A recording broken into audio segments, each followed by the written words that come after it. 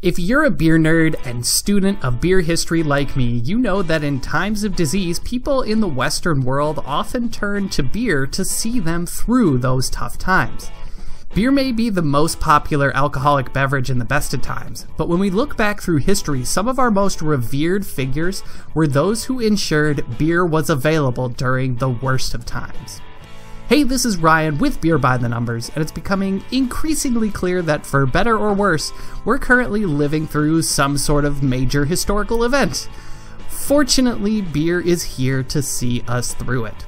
So today we're going to turn back the clock and examine how beer has helped humanity through its toughest times and into brighter tomorrows. Leave a like down below and let's get started. In the ancient world, early civilizations were constantly dealing with things like famine and disease, and beer was a major lifeline for them. Men, women, and children all drank beer in ancient Egypt and Mesopotamia, as it was considered a great source of nutrition and not just some intoxicant. To be sure, ancient beers were significantly different and arguably much more nutritious than modern brews. First of all, they were using whole and unmalted grains, which lent most of, if not all of their nutritional value to the final beer. They also didn't filter any of their brews, meaning they got all the nutritional value from the yeast that fermented the beer as well.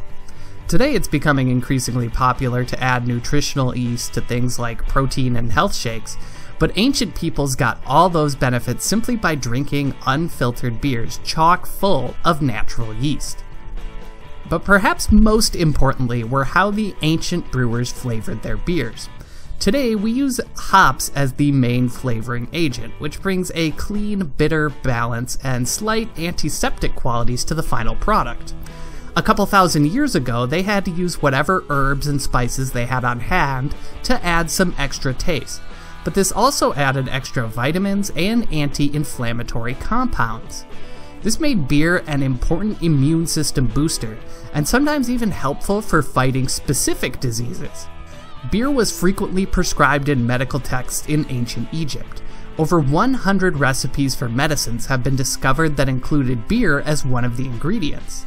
And even when beer wasn't called for specifically, it was common medical advice for patients to drink a cup of beer to, quote, gladden the heart. Beer was also thought to confuse evil spirits, which were thought to cause many diseases, causing those spirits to become perplexed and disoriented and ultimately leave the body.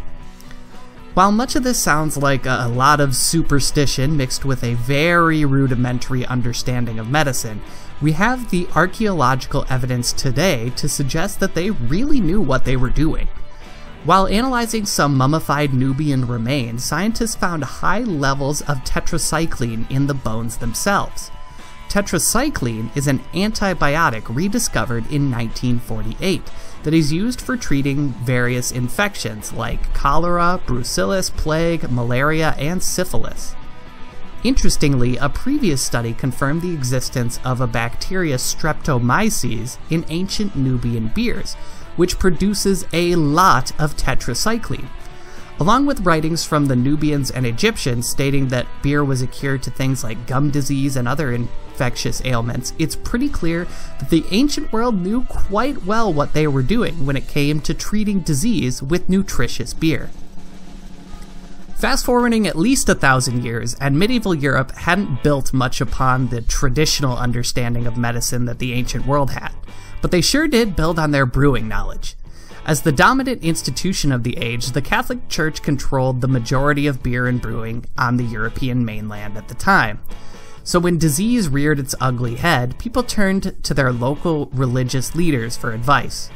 One such leader was Arnold of Soissons, the abbot of the Abbey of St. Peter in Oudenburg in the west of Belgium. Arnold was a soldier who retired to a quiet life as a religious hermit in his hometown's monastery, but as a natural leader he eventually found his way to the rank of bishop. Arnold didn't like all the infighting amongst the bishops and greatly preferred the monk's life, so he founded and became the first abbot of the Abbey of St. Peter. It was there he discovered his true passion for brewing beer, which was considered, quote, the gift of health due to its spent yeast content and pretty low levels of alcohol. The level of alcohol was the perfect level to provide mild feelings of relaxation without compromising your hydration, and the yeast provided a lot of vitamin B, which is important for metabolism and the general health of one's cells. When disease struck Oldenburg, Arnold highly recommended that the people stop drinking their dirty sources of water and graciously provided the town with plenty of beer from his monastery. The town fared so much better than the surrounding communities that he is widely recognized for brewing great medicine, not just great beer. His story was so famous that he was made an official saint after his death, and is the patron saint of beer and brewers today. And while medieval Europe showed us that beer can change the course of an outbreak of disease, this era of history also showed us how disease can change the course of beer. After the UK was ravaged by the Black Plague in the 15th century, wages on the island nation grew by 250%. The unfortunate economic reality was that as more of people of working age passed away, the price of labor grew as that supply shrank. Traditionally, brewing beer was a cottage industry, a domestic task that fell on women, like cooking, cleaning, and baking in the context of medieval gender roles. But because money was so good working outside the home, many women spent less time on their domestic tasks during this period. But demand for ale never truly drops in England, so those women that still dedicated their time to brewing began to do a lot more of it. UK historians say this is how the first pubs, or public houses, began to be established. Women who specialized in brewing beer would open their homes so that their neighbors had a place to enjoy a pint or two without having to brew it themselves.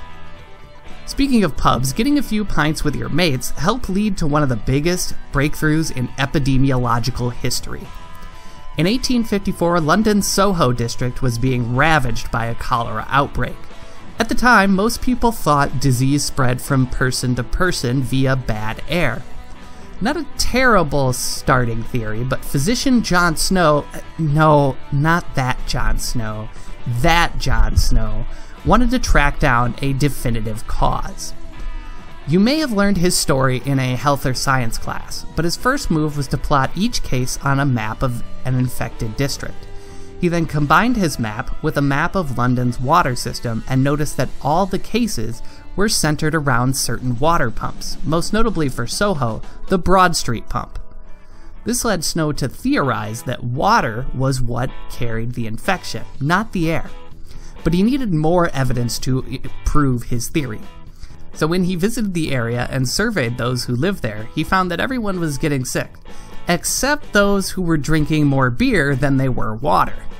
This confirmed that those who drank a lot of treated and processed beer weren't getting infected, while their less beer-inclined friends were contracting cholera at alarming rates. Thanks to this survey of beer drinkers, John Snow's theory gained quick acceptance and many lives were saved. It wasn't until the late 1900s that researchers found the exact reason why. Drinking beer actually stimulates the production of a gastric acid which kills cholera infections before it can find its way fully into one's bloodstream. So it seems that in some cases, even more modern beers can have some strange medical benefits. And even today, here in 2020, while the world uses social distancing and genetic analysis to battle COVID-19, it's becoming pretty clear that the beer industry is having a role to play in society's response. Every week, a half-dozen articles come across my desk about breweries small and large dedicating their excess brew space to producing needed products like hand sanitizer. And of course, they help to keep our economy as healthy as they possibly can too. While breweries certainly haven't been able to retain all their employees during these hard times of social distancing, they have been able to keep some of these great service industry jobs growing and those crowlers flowing. But already we're starting to see the industry change. Certainly the shuttering of tap rooms has been a rough development, but craft brewers are always innovating, and the number of breweries offering delivery services, curbside pickups, and in some cases drive-thrus has truly been astounding. Although many will probably not keep these delivery methods forever, I have no doubt that some brewers will continue to offer a more to-go beer-oriented distribution model well after COVID-19 leaves us. So while the headlines continue to change day by day, take comfort, as I do, that beer and craft beer will continue to play a great part in the solution to COVID-19 moving forward. Once again, this has been Ryan with Beer by the Numbers, and I'll see you in my next home-delivered video.